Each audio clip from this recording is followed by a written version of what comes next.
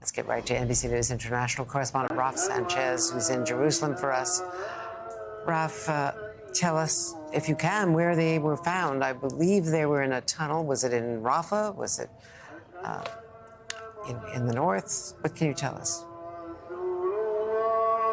So, Andrea, the Israeli military is not saying at this point where these hostages were found. They are saying it was in a tunnel, but as we've been reporting over the course of the week, the Israeli military is operating not just in Rafah in the south, but also in Gaza City in the north. So not clear at this point where the bodies were recovered. The Israeli military saying they were found in an overnight operation Thursday.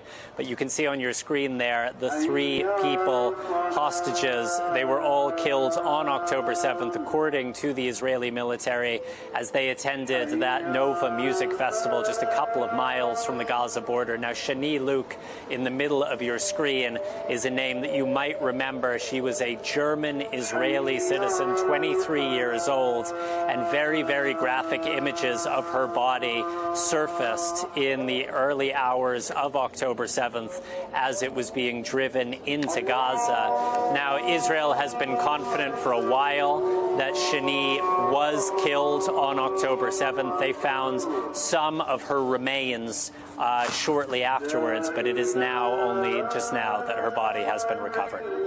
Andrew. Is there any way to tell how many hostages are still alive? So there is some grim math to this, Andrea. Up before today's recoveries, there were around 132 hostages inside of Gaza, according to the Israeli government. Of those, around 35 were confirmed dead.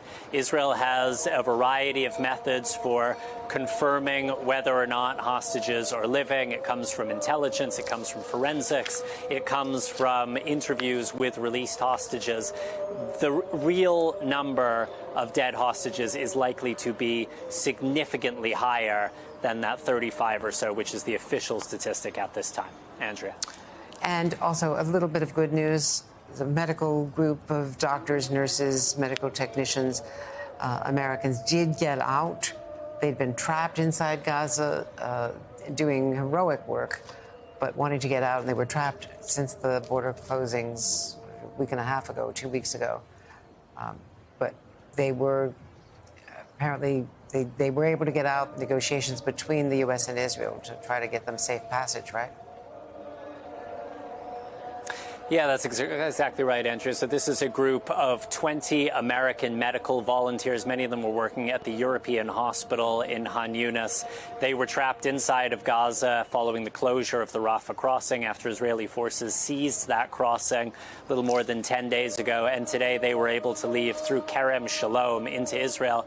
Andrea, by just extraordinary coincidence, I ran into one of those doctors. His name is Dr. Amar Ghanem. He and I spoke when he was inside of Gaza, and we ran into each other on the streets of the old city earlier today here in Jerusalem. One of just the extraordinarily brave volunteers who for the last couple of weeks have been giving what medical assistance they can to the people of Gaza.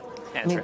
Amazing. And I think one of those doctors who was interviewed here by Ryan Nobles was a doctor, I believe an Arab American doctor who had saved the life of Senator Tammy Duckworth.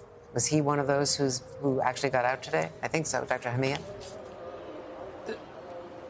So, Andrea, that doctor volunteered to stay inside of Gaza to continue the treatment at the European hospital where it is so badly needed. He had the option to leave safely today, and instead he and a group of other American medical volunteers have stayed behind in Gaza, and they continue to treat their patients there. Andrea. Well, thank you, and incredible heroism there.